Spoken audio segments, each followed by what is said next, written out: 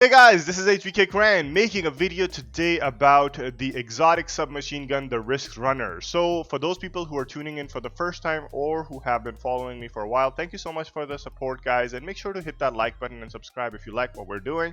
Whereas today's video is basically just about this weapon because when you start out with like the Destiny 2, there is a lot of stuff to do. So, for those people who are tuning in for the first time, we have been actually making a beginner's guide in a series from step by step as to what you should be doing when you start out with Destiny 2, because it actually gives you the lore, the information that you need to know about the game.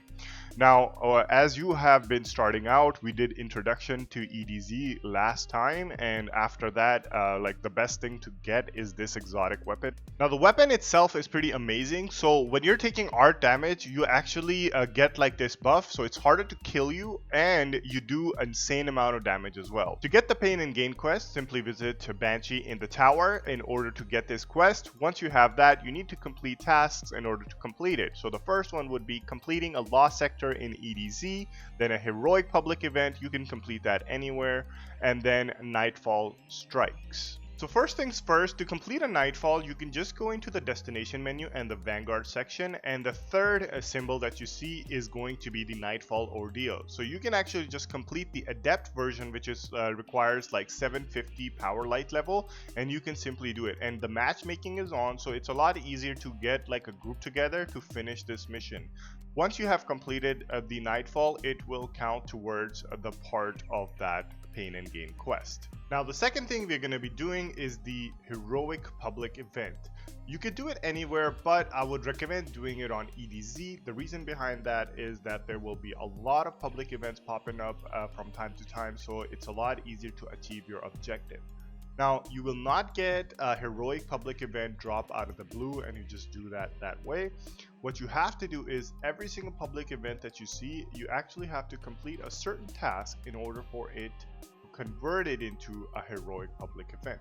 These will later on be helpful for triumphs as well, because you have to complete a lot of Heroic Public events in order to make it count for the triumphs.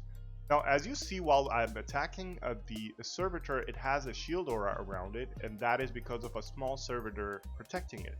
So you have to kill that one in order for getting progress into converting this public event into a heroic event.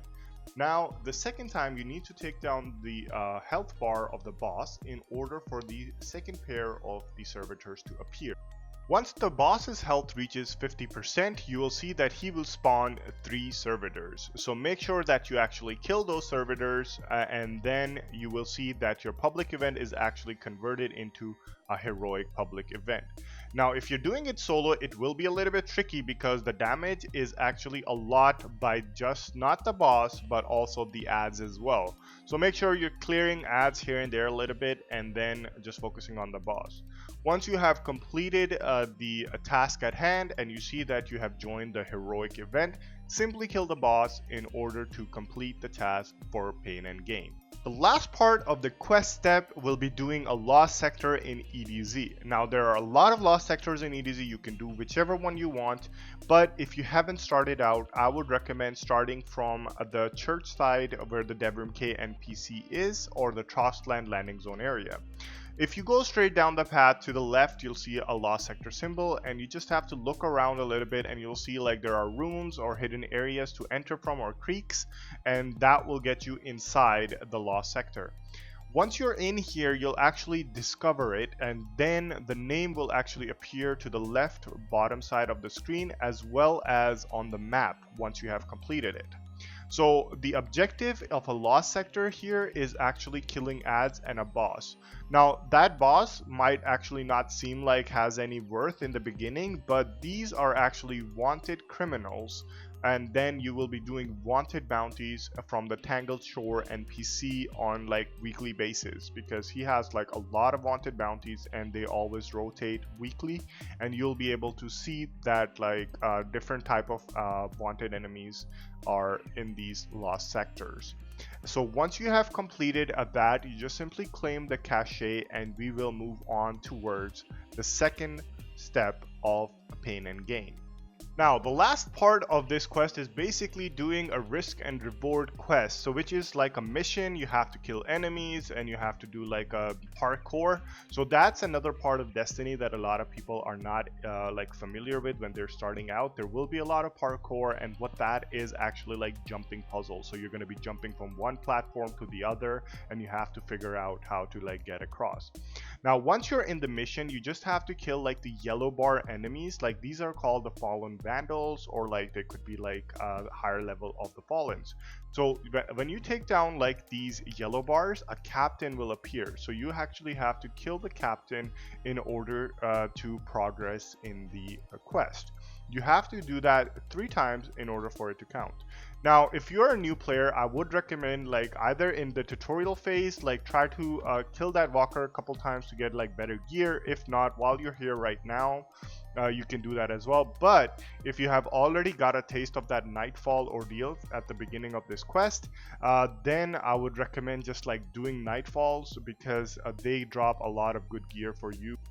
Once you have killed all 3 of the Dusk captains, the next part or the objective of the quest will appear, and at this time you actually have to do the parkour, which we discussed earlier. Now keep in mind guys, like you could do a lot of stuff, like because mostly you get like spawned in open world areas. You could even perform like public events while you're in like a quest or a mission or something like that, which is kind of pretty cool. But a lot of people like get sidetracked, and then sometimes they like don't realize like what they were supposed to be doing and like how to get there. Sometimes the thing disappears. So make sure you like running around the objective where you started off it. So keep that in mind always. Also, you can look into your mini map, or through the menu you'll see a diamond icon as to where you're supposed to be going. If sometimes that does not appear, try to just like look into the option menu and see what it is saying to you, and that will help you understand as to what the objective was. Now, on to the parkour part of the quest. So it's not that really difficult as long as you get the hang of it. So the only problem with parkour in the beginning is that you do not know where you're going. Once you have like a solid idea as to how you have to do things, then it makes it a little bit easier. Now I'm playing as a Titan for the first time in here, so that's why like I just had like a little bit of like experimenting going on while I was actually testing it out. However, if you are like a Warlock or a Hunter or a Titan, you can actually switch between the jumps in the subclass menu on the bottom side, and then you will be able to like see like which type of jump will actually benefit you from sitting over here. So like for example, like right now I tried my jump but it wasn't working out, so I used the first one, which gave me a really high lift. So that made it actually so easy that I could just jump over like multiple obstacles without even worrying about it. So it's kind of like up to your playstyle. And now if you are a hunter, like the first one will help you as well, like same thing, like a big jump and whatnot. But if you are having trouble, you can also use the triple jump of the hunter because it makes it easier. So but however, like if you have Warlock or Titan, they have this burst thing, so it is a lot easier to actually make these jumps.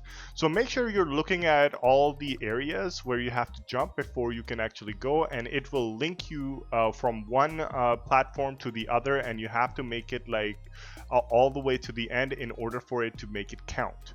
So once you have made it to the end part, you will see that like there is an item that you have to collect. That will be your risk runner. Once you have completed this part of the quest, the next part is actually testing your risk runner against the Fallen faction. Now again, in the beginning of the video I did explain like when you take arc damage, you return arc damage tenfold. Honestly, it is amazing against the Fallens, the Takens, the Hives, like a lot. And then there are some Cabals and even some Vex that actually do arc damage to you. So Risk Runner does come in handy when you're going against like big mobs, especially like the Hives or the Takens. I go like in Gambit or Strike, or even like some public events when they're like spawning like crazy. So like killing a lot of mobs is an amazing thing if you want to do it with Risk Runner. Plus it actually gives you resilience, if you didn't know about that, because as you're taking arc damage, like it will actually reduce the effect of that damage, so you actually bleed out less and your resilience actually recovers pretty quickly. Plus you also get a benefit of like not losing a single bullet. So if you have the arc damage on you while Risk Runner is active, you'll see that like the magazine just keeps going back and forth between 39 to 41, and it never like reloads or anything like that. But if you don't have that, then obviously it's gonna be pretty rough. Once you have cleared up all the ads and killed all of the boss in this part of the quest, it will end and you will basically complete. But the last part for this one will be actually just going and talking to the Banshee.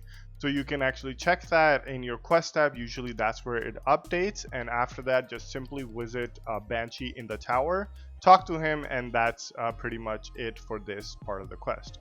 So I hope you guys enjoyed the video. If you guys have any questions or comments, you can leave it in the comment section below. I'll be happy to answer. Apart from that, thank you so much for the support, guys. I really appreciate it. I'm trying my best to give out these tips and tricks, because when I was trying to do it, it was a little bit tricky as well. So I do appreciate all the support that people are showing, so make sure to hit that like button and subscribe. So this is HBK Grant taking off for the day. Have a great one, guys. Take it easy.